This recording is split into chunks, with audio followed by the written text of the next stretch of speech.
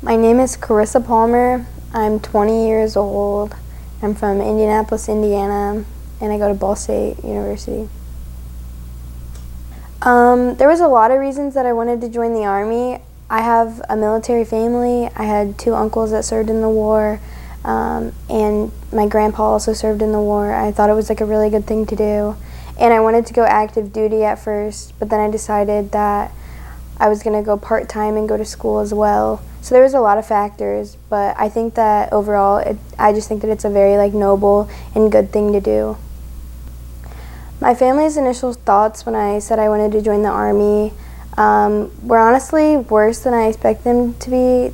I thought that they would be really excited for me because it was something that everyone really had done in our family.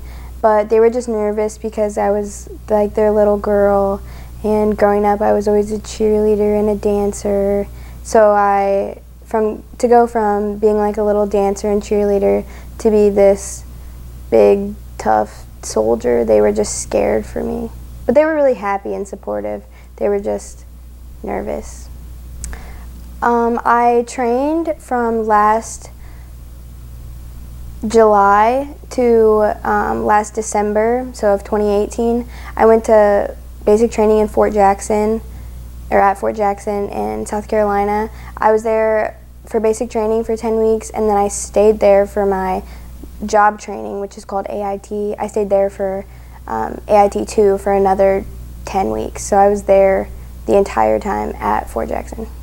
So my uniform it's just the camo, the standard camo. I have pants and a jacket, and then you wear a t-shirt and this huge utility belt, and you put it in and then you yank it. It's weird, it doesn't have belt loops or anything. It's like a seat belt kind of.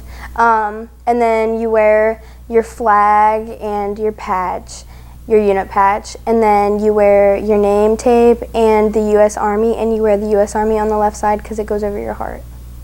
Well, at basic training we didn't have any spare time really, except on Sundays, and that was only if you chose not to go to church. So on Sundays we would clean or basically just hide from the drill sergeants, because if they saw you not doing anything, they would put you to work. So basic training, we didn't have any spare time. But at AIT, once we passed our record PT test, which is your physical fitness test, then you were able to go on post a little bit, so we could go hang out at the park and stuff like that. But we had to earn it. At AIT, at basic training, you have no freedom, really.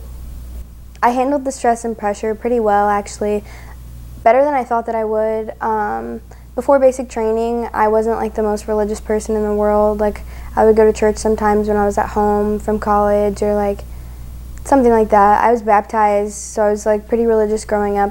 But when I got to basic training, I found that praying all of the time is really what got me through most things. I went to church every Sunday. The first Sunday that I went to church, I was just crying because I knew that I was supposed to be there. And I just think that it helps a lot, if you have faith in something else, but it also helps with the faith you have in yourself. So I would tell myself I can do this, all these other people have done it before me, I can definitely do it too. So I think that finding my faith again is really what helped me push and believe in myself so I could finish.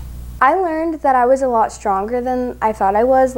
Physically, I am pretty okay in the head, but I always knew that I wasn't the fastest, or knew that I wasn't I couldn't do the most push-ups or whatever. But getting there and pushing yourself, I figured out that you can make your body do so much more than you thought that it could. So those ruck marches, I was no way I can carry a 70-pound bag and walk for 12 miles.